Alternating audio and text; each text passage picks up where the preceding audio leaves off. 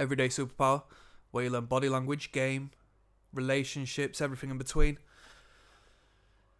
I got some good game for you today. I got some fascinating game. We're going to talk body language, and I'm going to talk about a reoccurring theme that you will have seen in your life, and I'm going to answer it and look at the different facets as to why this behavior manifests. And it is when someone chews on a pen, or somebody chews on a pen-like object, maybe a pen lid or a pencil. Quite literally, generally speaking, that's the first thing that comes into my mind when I think of this particular behavior. But it could be anything. It could be a water bottle. You just raise it to your lips and you give it a little bit of a nibble, and it makes no sense, but it's done on a subconscious basis, at least initially.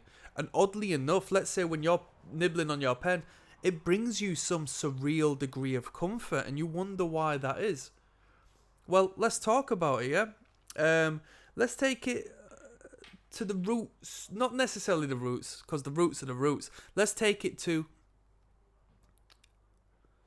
primary school, high school, or middle school maybe, if you're an American. I don't know what order you dudes do it, but when you're in a test or in a classroom or so forth, you are wielding a pencil or a pen as you write down notes and answers and equations and literature and whatever else in between. And whilst you're doing your studies, you may raise that pen and put it to your lips. You may rest it against your lips and think, or you might chew on that pen. But why do we do this? What is it significant of? Well, Sigmund Freud may take it into his realm of study entitled oral fixation, and it might link to your childhood as to whether you do or don't do it, and give an insight as to how your relationship with food is, and so on and so forth, beyond our conscious awareness. But I don't know much about that, in all honesty, so I'm not going to talk about that. But what I am going to talk about is what I do know, and that this is wired to a deeper degree.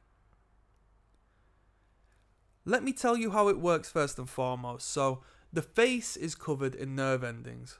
And when we subconsciously touch the face and action what we consider pacifying behaviours or self-soothing behaviours or gestures, these are non-verbal sort of touches of the skin which stimulates the nerve endings and creates feel-good hormones to the brain, right?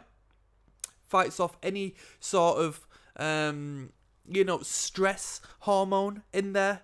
It does a good job fighting it back. So, you might not necessarily consciously be stressing about anything, but the back of your mind might think, I should be doing something else, or, I wonder what I'm having for tea, I can't think, have I left the iron on, could be anything. It doesn't have to be the world's biggest threat, but to the brain it's quite serious.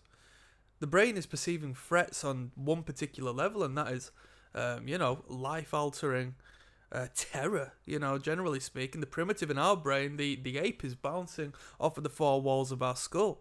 So we react by pacifying ourselves and touching ourselves and holding ourselves, and this particular behaviour, we're touching the lips, yes?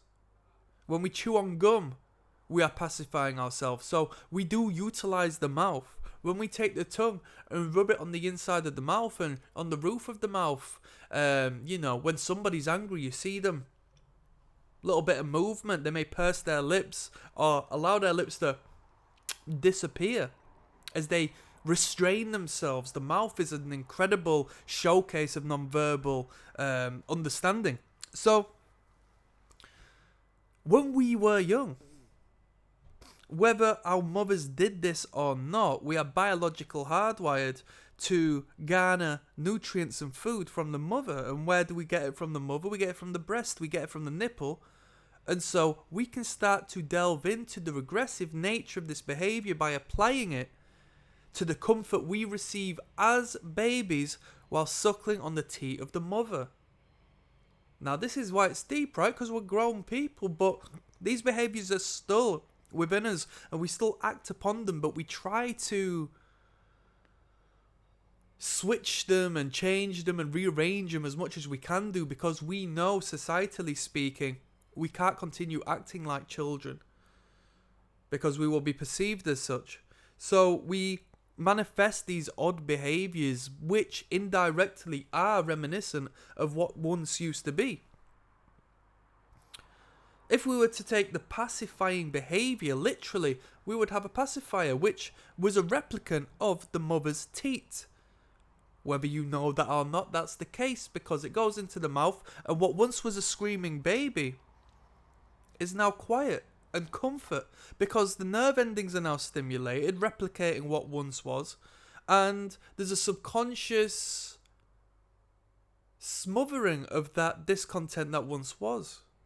Okay, as well as quite literally concealing the mouth. You know, we will also do this. You will see this when people don't want to talk.